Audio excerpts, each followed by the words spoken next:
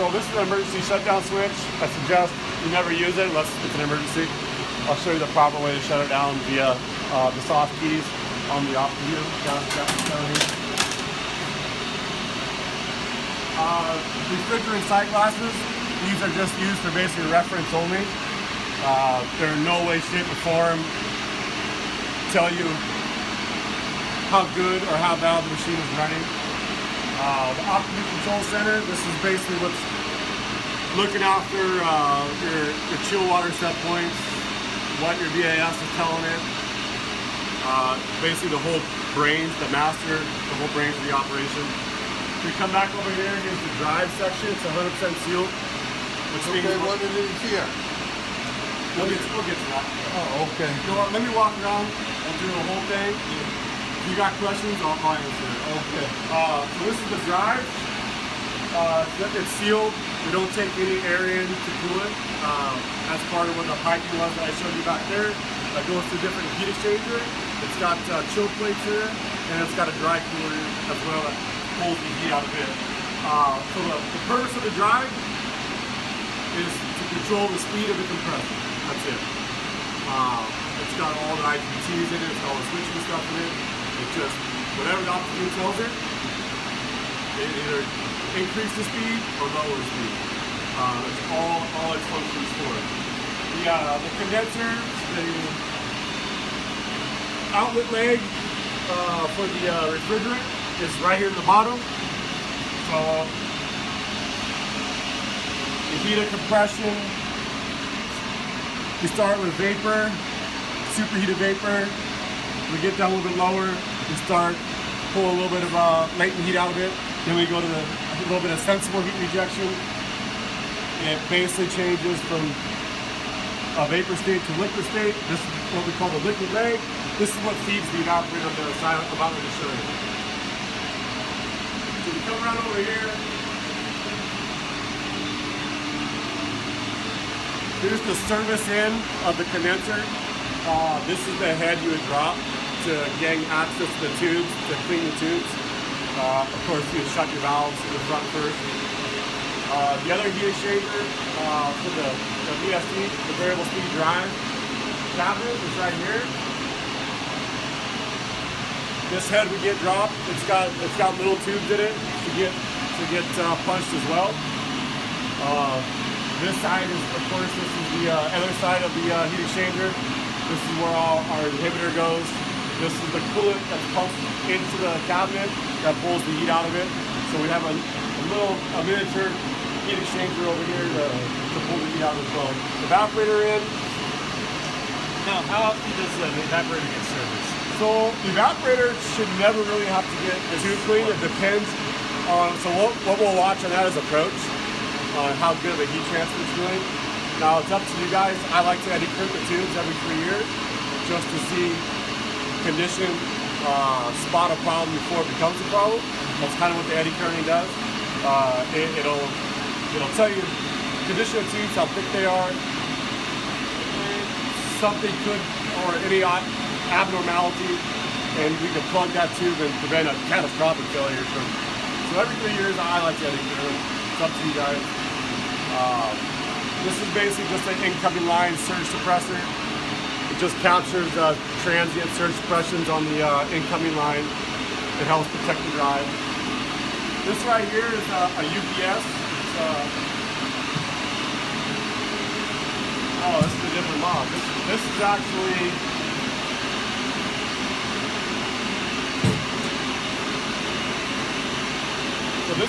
the mag controller. This has got all the boards in it that actually control the magnetic bearings, sensors, and whatnot.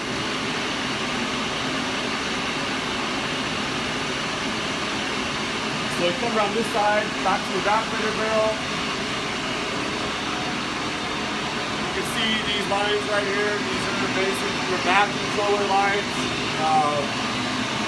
Can we shut that machine down for like 5 seconds? Or do you want to leave it run? You can leave it run, that's fine. I'll just talk a little about it. That's fine. So basically what we do, we have two magnets, right? We have impeller end magnet and opposite end magnet.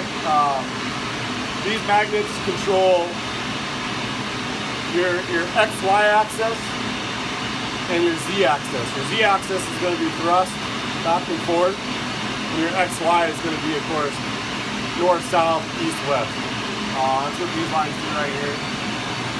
This it's a semi-hermetically sealed compressor, so it's serviceable.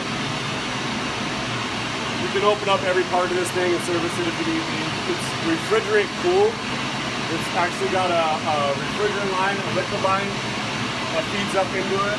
And it's got a little stepper motor that opens and closes based off rotor temperature, winding temperature.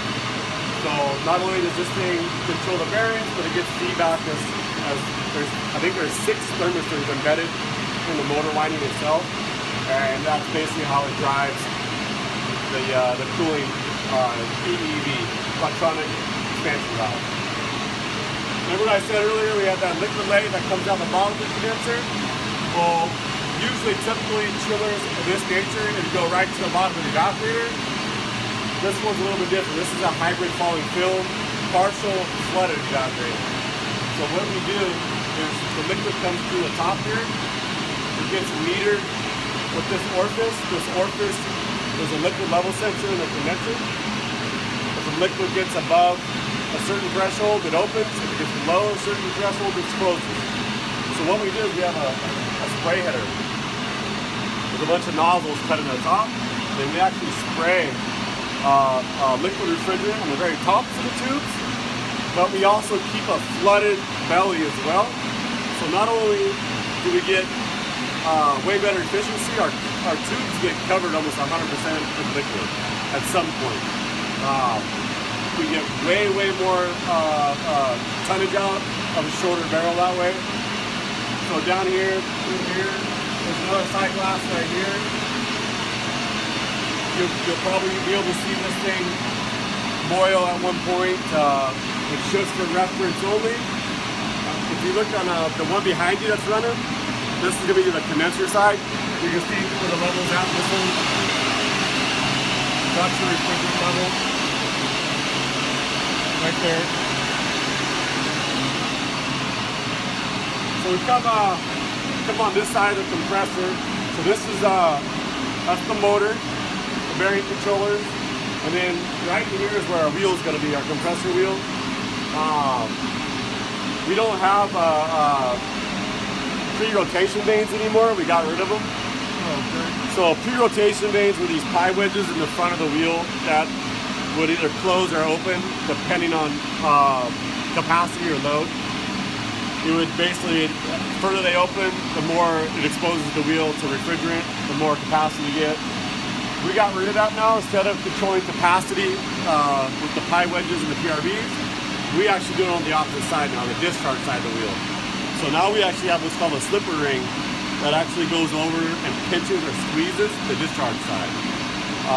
2 reasons why we went to this way. A, we can control velocity pressure a lot better. You can't control really velocity pressure with the pie wedges out front, so the reason for this is overcome a surge condition. So if our delta PP pressure starts to get a little high, we can change, we call it a VGD, variable geometry diffuser. We can actually squeeze and change the geometry in the diffuser to actually increase velocity pressure and overcome the surge before it even surges. Or we can control capacity with it, and or. So either the main goal of controlling capacity is actually the motor speed. So the most efficient way would be VGD, the slipper ring 100% open, and varying the motor based off load. Now, if the motor's got a minimum speed, if it's at minimum speed, and we still can't catch the load still is diving on us, then we'll start moving that slipper ring. This doesn't have hot gas. Hot gas would be another way of capacity control. So this is the actuator, this is the arm that actually controls that VGD. We'll look at on the screen, OptiView, the central control center gives you feedback on it. So here's the suction elbow. Basically what we do is we boil vapor, boil the refrigerant out of here by dropping the pressure. That vapor comes in, gets compressed, heat of compression, goes in the condenser. We're transferring heat, this gets cold. Heat always goes from hot to cold. So the heat is transferred out of your chill water into your refrigerant, which in turn makes your chill water less warm. And then out into your condenser, then pipes out to heat rejection on your cooling tower. So we'll go to the front where it's a little less noisy.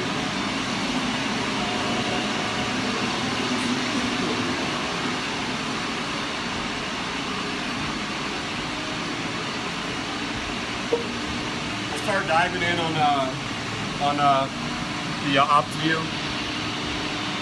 So back to the three things that the chiller needs to start is flow condenser water, chill water, a go signal from your front end, and actually a load. So that's what these rib relays are for. So one of these is a start relay.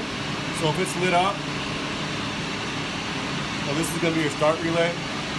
If it's lit up, then you know it's got a signal run.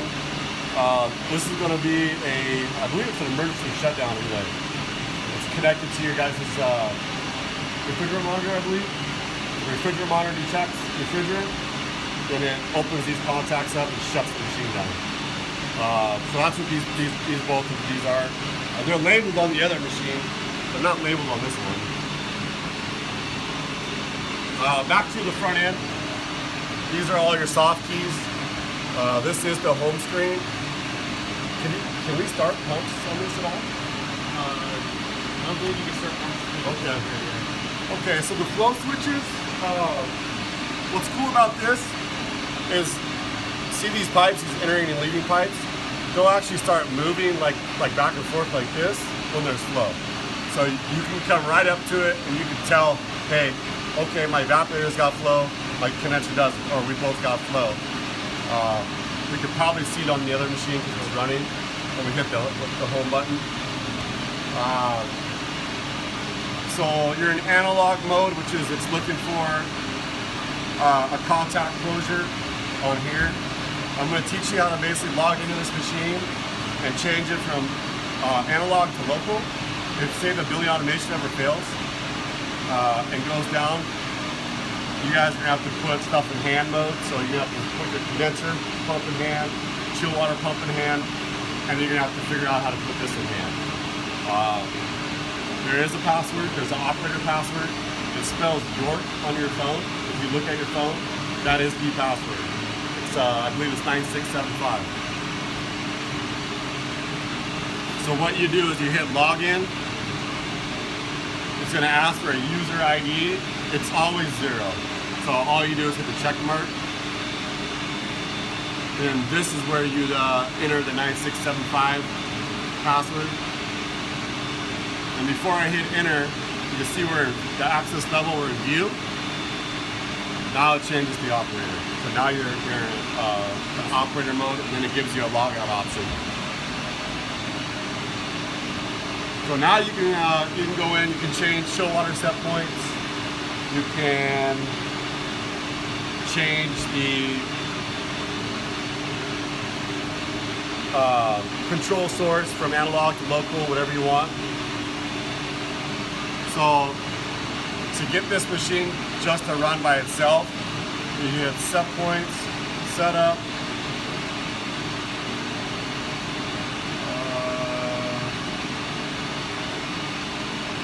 operations, and then the control source right here. It's saying, hey, you're an analog. You can go and change it into local. In hand, yep. Exactly. So all it's waiting for is flow.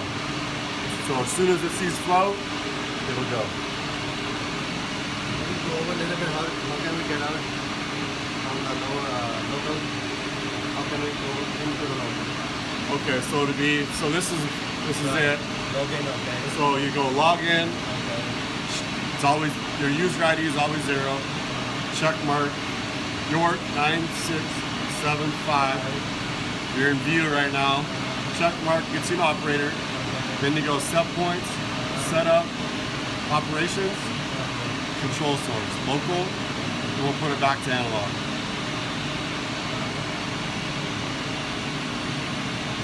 And then, of course, log out gets you back to view. This also keeps a running 50 faults.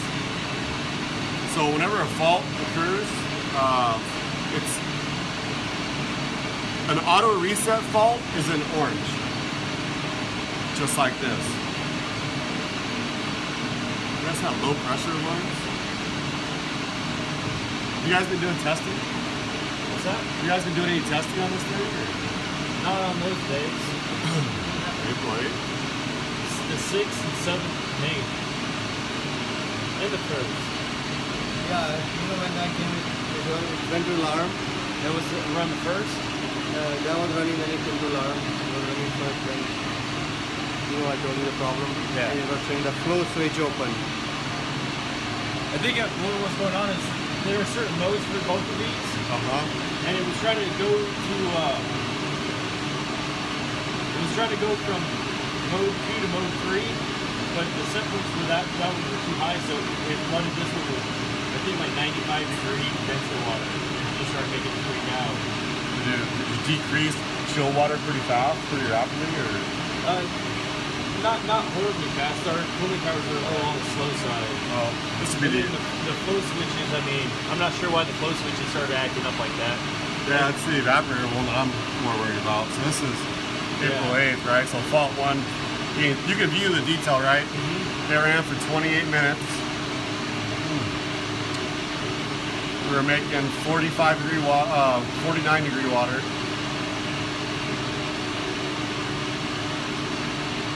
We were making 49-degree water. The set point was 45. Yeah, we got down to 25 psi.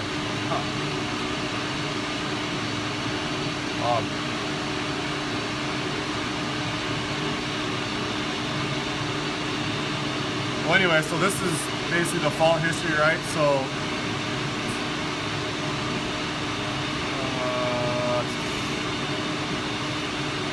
it's the history button. that all on the phone because it's in orange. It auto reset. Yeah, this is all auto reset. It won't become a hard lockout fault unless it's in red. Unless Bruce was doing some downloads. I know he was doing some summer beginning of April, but that's the only thing I can think of with those going on and off like that. April 6 or what? It's showing April 1st, 2nd, 1st, 6th, 7th, 8th.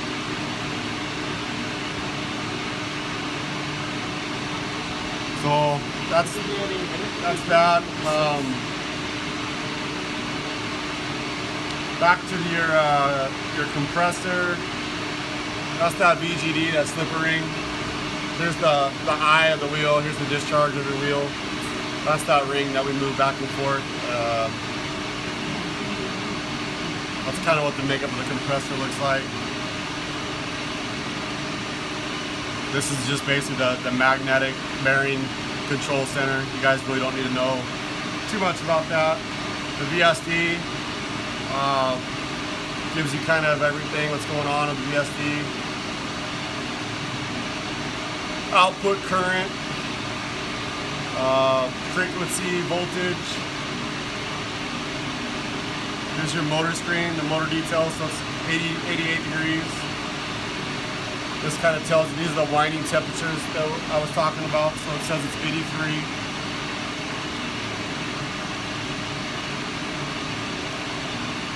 Now the chiller will shut down if the motor gets too hot past some point, right? Oh yeah, oh yeah, yep. Yeah, so we go back to, here's a capacity control screen, so VGD, VSD kind of tells you what the position is, what the hertz are.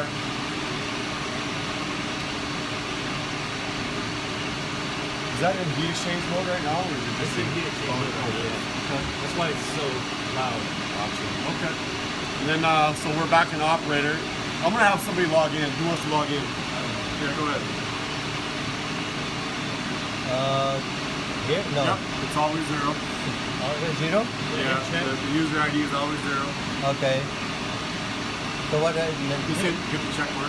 So if it's already there, the zero already Oh, there. enter. Okay. Yeah, all you Still gotta do is check it? yeah. All just you need to do is check do mark. the password. Oh, it even pops up as York. Nice. Yeah, no. Well, it always Hit does. check, yeah. It doesn't matter what you put in there. It says York. Oh yeah. Smart. All right. And enter. Yep. So that gets you back into operator. And then if you want to go from analog to vocal, System? No. Are you trying to go to analog to local? Yeah. We'll go Okay. to home. yep, home and set points, Okay. set up. Set up. And Let me write down here. What was that? Let's go back. To Go to home again. If you get lost, just hit the home button. Home. It starts you right there. Okay. You already logged in, so set points. set point. Set up. Set up.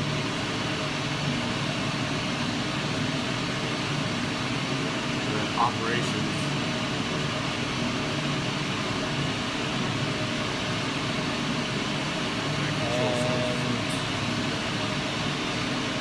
Control. Yep. Source. And that's where you change analog into local. Analog. It's a local. Yes, right? So you want to go local, so you move the up and down arrows over. One of the over arrows. There you go. No. Then just keep hitting it until you get to local. Digital. Modem. There you Local. go. Then you just hit the check mark. And that puts you right back into local. Okay. Okay.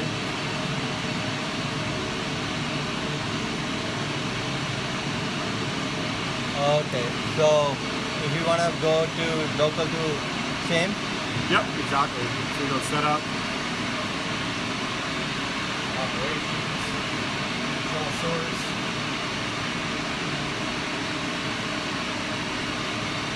Okay. And so analog is the preferred mode By default. for the VAS. Okay. Yeah. You want to try something? Yeah, let me try. Okay. Okay, so you go back home. So he logged out. Log in. Okay. What's that? Yeah, go ahead and hit the home button. There you go. There you're back. Go set up. So he log in logged out, so you're in view mode. So Okay. you're not gonna be able to change it into view mode. You have to go to operator. So you got to log in. Log in first. Okay. Operator. Operator. Where's that? Bottom left. There you go. Print? Log in. Oh, okay. And then you push the Z. It's always 0. Yep. So you just hit the check mark. Now that's where you enter the 9675.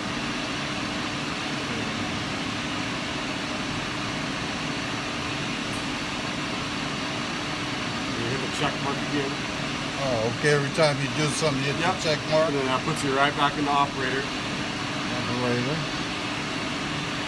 ESD. And then I go to control. Set points. Okay. Set point. It'll be set up. Right here. Nope. And then set up again. And then operations.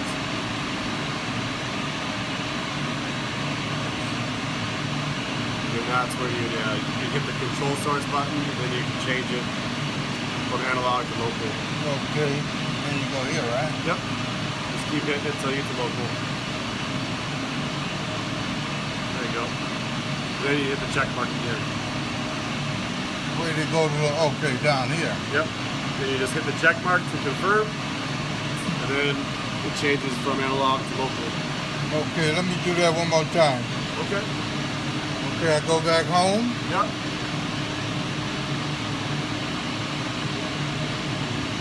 Log out. Yeah, if you want to log back in, you can, or you can go to set points, Set point. set up. Set up. Operation. Yep. Control source. That goes here, right? No, just hit the button again.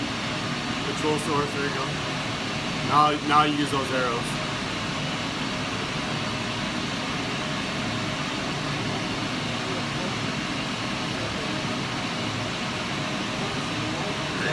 All right. Check mark. There you go. Back home. Then you can log out right there too. Okay. There you go. Log in, log out. They won't open up the window yet. Gotta make it to the right, force it to the right mode. I got it. Trust me. That's when you want to do it, operate it yourself. Yep, exactly. Instead of the BMS. Yeah, like the BMS failed or something. Exactly. Okay. Exactly. All right.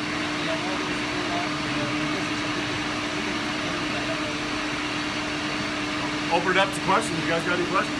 Questions? Yes. So if we BMS fail, you know there's some isolation valves connected to BMS. How can we open those? You gotta manually open up your valves first before this. This doesn't override all the valves on our system now. So say chiller one fails for some reason, or both of them fail, and you want to run this manually, or the BMS fails and it shuts everything down.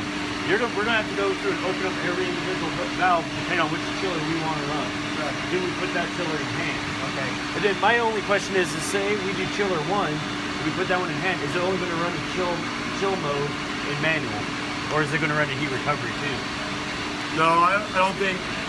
I wouldn't even I wouldn't even worry about the heat recovery. Because that's just for basically, you guys need cooling and humidity control over everything. When you are in heat recovery, it really relies on the BMS to control the CV5. Yeah. And without the BMS, you better run it in cooling only, and I think that will be safer. Then I had a couple more questions for him, how to get to like the graphics on here to see the flow charts between the chiller. Yeah. How about printouts? What? The prints, can we get the print? No, it's not hooked up to a printer.